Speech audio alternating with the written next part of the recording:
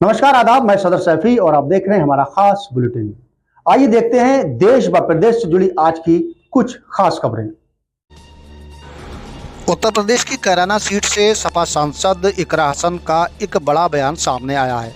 उन्होंने कहा है कि अब हद पार हो गई है। संभल बरेली को लेकर बस्ती सपा सांसद इकरा हसन बोली, मुंह तोड़ जवाब समय आने पर देंगे।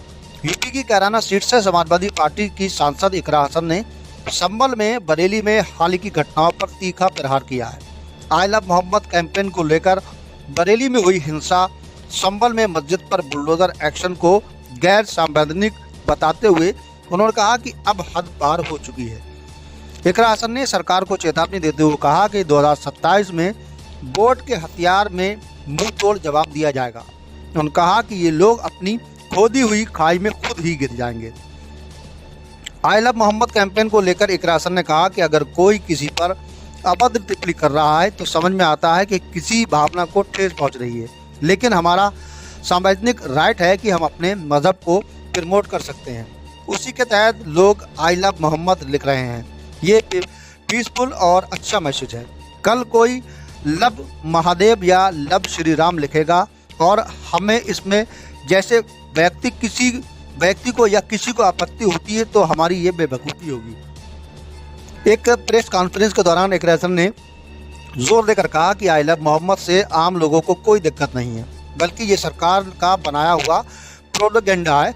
बरेली में आई लव मोहम्मद रैली के दौरान हुई हिंसा का जिक्र करते हुए इकरा हसन ने प्रशासन पर निशाना साधा।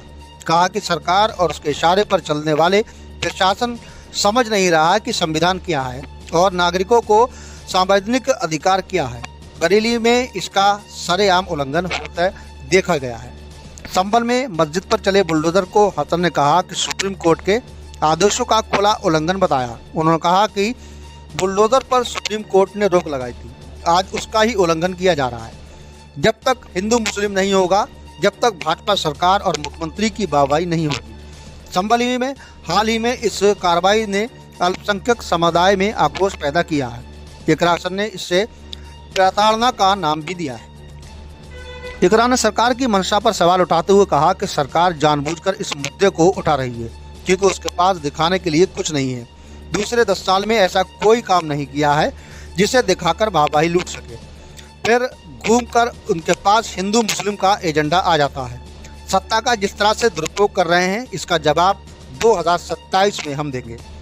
सपा सांसद ने कार्यकर्ताओं से अपील की है कि लोग तो बेवकूफ़ हैं और बेवकूफ़ी कर रहे हैं। हमारे पास लाठी डंडे के हथियार नहीं है, केवल वोट का हथियार है। इसका इस्तेमाल करते हुए जो लोग पूरी तरह बेलगाम हो गए हैं, उन्हें 2027 में मुंह तोड़ जवाब देना है। उन्होंने पीडीए परिवार की एकजुटता पर भरोसा जताया कि पूरा पीडीए परिवार एक साथ है। इसी से उनकी बौखलाई दिखाई दे रही है। ये लोग पीडीए से इतना डरे हुए हैं कि हिंदू मुस्लिम कर रहे हैं। इकरा हसन ने चेतावनी दी कि ये लोग अपनी खोदी हुई खाई में गिरेंगे। सभी लोग सचेत हैं जो भी बरेली संभल कर रहे हैं। अगर गैर संवैधानिक है तो इस तरह की योजना लंबे समय तक नहीं चलती है। जब हद पार हो जाती है तो शासन लंबे समय तक नहीं चलता है और अब हद पार हो चुकी है। इसका जवाब 2027 में हम जरूर देंगे। देश व प्रदेश से जुड़ी हर खास खबर के लिए हमारे चैनल को सब्सक्राइब, लाइक व शेयर भी करें।